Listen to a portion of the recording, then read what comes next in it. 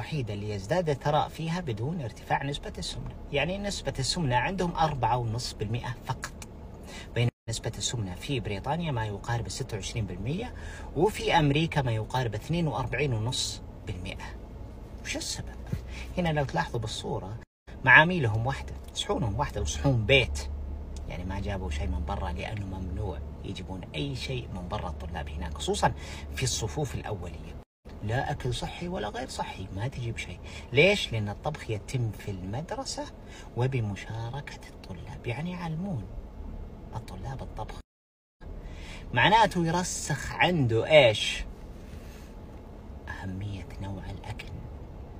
هنا المشاكل، في عندك مشاكل مزمنة صحية، وفي عندك مشاكل السمنة. والسمنة هي عبارة عن ردة فعل من قبل الجسم للتكيف على مدخل خاطئ، والبداية قد تكون في طريقة التعليم في الطبخ، فهنا علموهم الطبخ وارتاحوا مستقبلا، يضمنون بإذن الله تعالى. وهنا برضو في مؤثرات في نوع أو من نوع الطعام، على مثلا تلاحظوا الأدب، يسمع الكلام، تقل عندهم، يقل تشتت الانتباه، يعني ما عندهم حالة اللي يسمونها ADHD أو فرط الحركة. يعني يمكن لو صورة ممكن دولة ثانية ممكن تشوف بعض الطلاب فوق الماصات، هنا لا، مؤدبين وجالسين.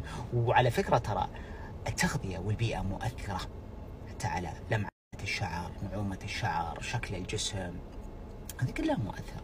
ما أقول جينات وبس، لا، التغذية مؤثرة في حاجة اسمها الأبيجينيتكس اللي هو علم التخلق. علمهم من البداية ترتاح بالنهاية. اللي ما يتعلم الطبخ يدخل في دهاليز المشاكل الصحية والسمنة.